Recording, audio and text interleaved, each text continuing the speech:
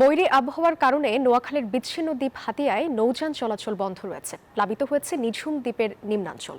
এদিকে বৃষ্টিতে শহরের বিভিন্ন স্থানে জলাবদ্ধতা সৃষ্টি হয়েছে। আকবর হোসেন সোহাগের তথ্য ও চিত্রে ডেস্ক রিপোর্ট। মেঘনা ও তৎসংলগ্ন এলাকায় সৃষ্ট লঘুচাপের প্রভাবে শুক্রবার থেকে হাতিয়ার বিভিন্ন এলাকায় হালকা থেকে মাঝারি ধরনের বৃষ্টি হয়। সাগর উত্তল থাকায় ও ঝোড়ো বাতাসের কারণে বিচ্ছিন্ন দ্বীপ উপজেলা হাতিয়ায় নৌ চলাচল বন্ধ ঘোষণা করা হয়েছে।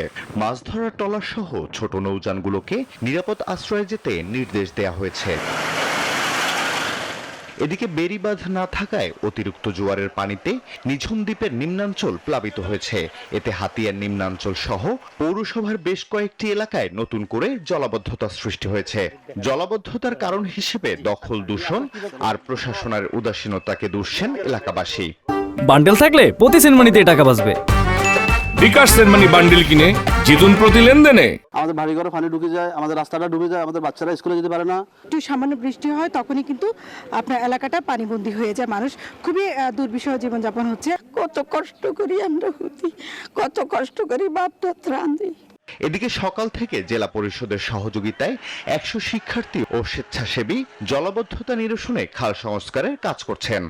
কিছু কিছু জায়গায় আছে যে এইগুলো আপনার অবকাঠামো আছে, কিন্তু সেগুলোতে আবার ইনজাংশন আছে কিছু কিছু জায়গায়। সেগুলো হয়তো বাদ দিয়ে যেগুলো এখন সমস্যার সৃষ্টি করছে আমরা সেগুলো দ্রুত উচ্ছেদের ব্যবস্থা গ্রহণ করছি।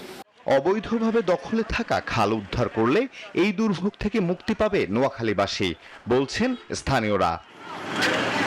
Desk report, news 24।